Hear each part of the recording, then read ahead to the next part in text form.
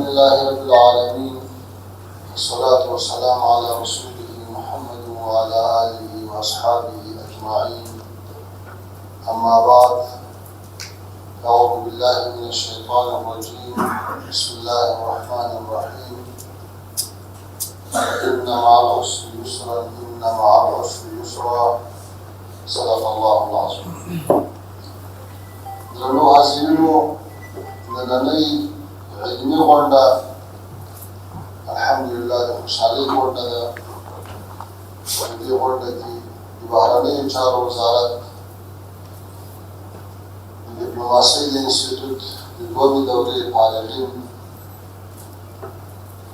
فراغت لیکونه ترلاسه کوي او مسؤلیت ته وړاندې کېږي. او دا هم د خوشحالۍ ځای دی چې د خپلو زده کړو نه خوشحاله دي او راضي دي. نو موږ دې ته مبارکي وایو. الله دې دې ته د عمل توفیق ورکړي. الله تعالی دې نورې کارنامې هم وبسي. همدارنګه د انسټیټوټ له مسؤلینو او استادانو نه مننه کوو چې یو ښه ماحول یې برابر کړو، چې ښه روزنه یې ورکړه، ښه تربیت یې ورکړو او له اولې ورځې نه چې څومره داخله شوي وو تر اخره پورې ټول شاګردان په ښه پابندۍ او همت سره حاضر شو او نن الحمدلله دا د حسب سرونه د فراغت سندونه ترلاسه کړي.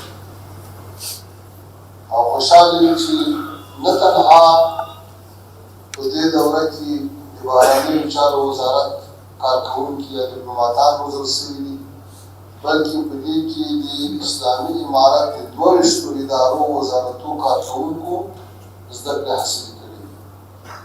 مطلب دا ده چې دغه بهیر چې نن د بهرنیو چارو په وزارت کې شروع ده، دا یوازې تر دې وزارت پورې محدود نه ده، بلکې د ټول هېواد په کچه د ټولو وزارتونو د ټولو ادارو لپاره کدرونه روزي. ځکه ټولې ادارې څه ناڅه داسې څانګې لري، ریاستونه لري د اړیکو لپاره، د خارجي ارتباطاتو لپاره، چې په هغو کې باید کسان وروزي او هغه څه اصول چې له هغو سره بلد شي او هغه زده کړي. نو الحمدلله چې دا سلسله تر ټولو وخته پورې په ښه شکل روانه ده. او نه تنها دلته د ډیپلوماسۍ زده کړې ورکول کېږي، بلکې الحمدلله اوس د بهرنیو چارو وزارت د انسټیټوټ اداره د ډیپلوماسۍ انسټیټوټ کې د عربي، انګلیسي، فرانسوي، ترکي او الماني ژبو زده کړې هم شروع دي او دا یوه ښه لاسته راوړنه ده. الله تعالی دې موږ تاسو ته توفیق را نصیب کړي چې په دغو برخو کې ځانونه ورسوو. ورونو، علم پکار ده، زده کړې پکار دي، استعداد پکار ده، پوهاوی پکار ده، د ځان رسول پکار ده. بیا ته کولی شې چې هدف ته ورسېږي، بیا ته کولی شې چې وطن ته خدمت وکړي. یو کامل انسان، یو پوره انسان، یو عالم انسان هغه وطن ته، مسلمانانو ته، ولس ته هومره ګټه رسولی شي چې نورې په زرهاو خلک نشي رسولی. او داسې هم نه ده چې دا به هر څه تا ته په کور کې دررسېږي، دا به هر څه تا ته مفت حاصلېږي، دا به له تا نه خواري نه غواړي، دا به له تا نه محنت نه غواړي. داسې نشي کېدلی چې ونه ویې په دواړو لاسو توره چا مرګونه په میراث موندلي نه دي. چې تر څو همت ونه کړي، شپې روڼې نه کړي، مطالعه ونه کړي، خواري ونه کاږي، قلم را وانه اخلي، حالت یې نه کړي، تر هغو نه شخصي کامیابي حاصلولی شي او نه د وطن لپاره څه کولی شي، نه د دین او د مذهب لپاره څه کولی شي. نو د دې ځوانانو نه الله تعالی دا زمینه ورته مساعده کړې ده. دا ښې ځوانۍ، دا ښه استعدادونه چې زمینه مساعده ده، روغ لاس، روغ پښې، روغ سترګې، ښه دماغونه الله تعالی درکړي دي. وطن الحمدلله له جنګه خلاص ده. لکه آیات شریف کې تلاوت شو چې له سختیو وروسته الله تعالی اساني راوستي. له دې اسانیو باید قدر وشي، له دې نه باید استفاده وشي او د خپل وطن د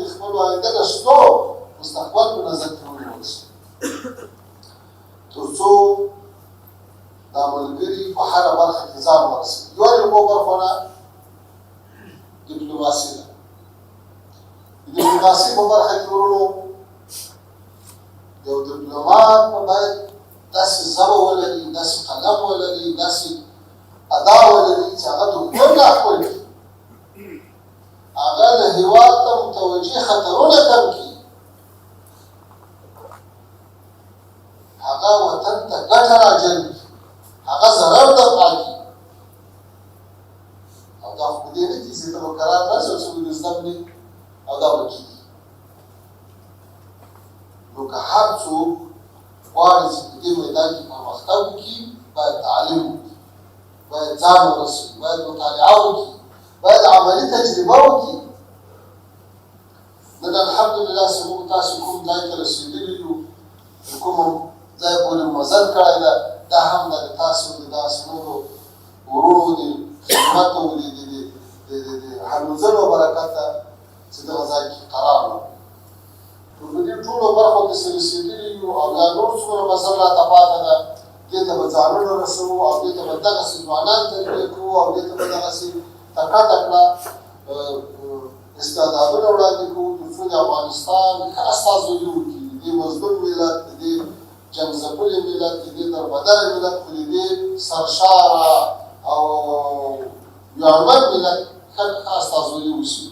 ورونو د دنیا په ټولو اصولو، تاکتیکونو، حتی چلو پرې باندې به ځان خبرې چې څوک دې تېر نه باسي. تاسې وینئ چې څومره لوبې کېږي او څومره انسانان په هماغو لوبو کې راګیر کړي دي، په هغه لوبو کې حتی ذهني تشویش یې چا ته راچولی. 20 کاله په افغانستان باندې د تروریزم په نامه بمبار وشو که نه وشو؟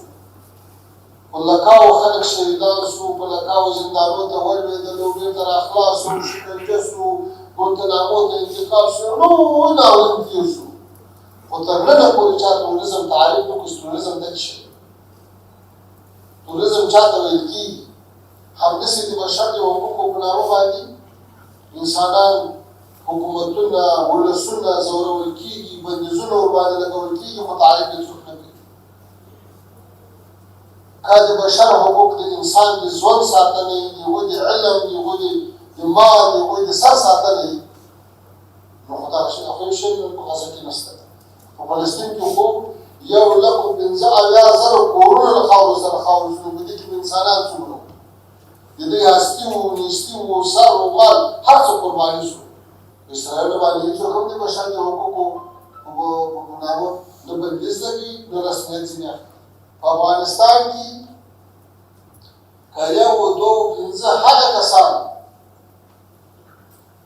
چې له غرب سره په تماس کې وي، د هغوی دپاره کار کوي، که هغه بندیان شو، دا د بشر د حقوقو خلاف ورزي ده.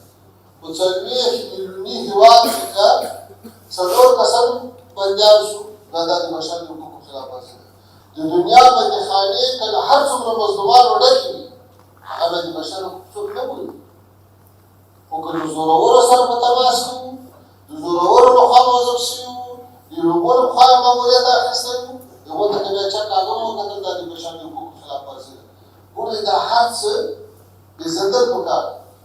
همداسې په نورو برخو کې ورونو که موږ تاسې متوجه شو چې څومره په مظلومو خلکو، په محکومو خلکو باندې چپه میچنې چلېږي. نو د دې لپاره امادګي پکار ده، علم پکار ده، په هره برخه کې ځان رسول پکار ده. هغه په نظامي برخه کې، هغه په سیاسي برخه کې، هغه په تعلیمي برخه کې، ځکه دا دنیا داسې جوړه شوې ده چې بله کوم ګزاره نشي کولی. وایي که ژوندون غواړې په لستوڼي کې خنجر وساته، دنیا وجود ته هېڅ کمزوري او مجبور نه مني. نن چې د غزې د فلسطین په مسلمانانو کوم حالت راغلی ده، آیا په تاریخ کې به دومره ظلم شوی؟ آیا دا ټوله دنیا په سترګو نه ویني؟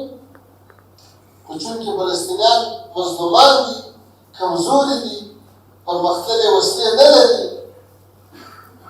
نو نن هغه حال ده چې په خپل کور کې نه پرېږدي، په خپل پټي کې نه پرېږدي، چې ځمکه لاندې غار پرې کړی هلته یې نه پرېږدي، اوبه نه ورپرېږدي، غذا نه ورپرېږدي، دوا نه ورپرېږدي. دا د بشر حقوق. نو له دې هر څه سره مبارزه پکار ده، مقابله پکار ده، ځان رسول پکار دي، څه زده کول پکار دي. دا نه په فیسبوکي مبارزه باندې کېږي، دا نه په خشکو په انتقادو باندې کېږي، دا په عمل کېږي. په عمل کې به ځان رسوي، علم به حاصلوي او خدمت به کوي، ځان به ستړی کوي، مسؤلیت به ادا کوي. داسې خو نه فیستا وګټله چې به ارام ناست نو د ټولو برخو ته توجه پکار ده. او د همدې هدف لپاره د بهرنیو چارو وزارت د ډیپلوماسي انسټیټیوټ له لارې کوشش کوو چې ښه تربیه حاصله شي، ښه ځوانان وروزل شي، نورې دورې وروزو، نورې وروزو.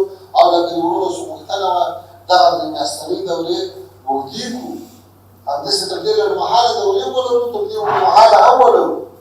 دا یو ښه فرصت راغلی ده او الحمدلله دغه ځوانانو او د دې فارغینو څېرو داسې وګورو، امید راکوي چې دا به د آینده لپاره بهترین فعالان وي، بهترین خدمتګاران به وي، بهترین استعدادونه به وي. نو وخت کم ده چونکې د ځینو مازدیګر ده، د تاسو اضافه وخت نه اخلم. یو ځل بیا هم د تاسو نه مننه، د استادانو نه مننه، د شاګردانو نه مننه چې په ډېر نظم و ضبط باندې راغلو ولاړو او تر پایه پورې د هېچا هېڅ نوی شکایت راپورته نه شو. امید لرو چې راتلونکو دورو ته هم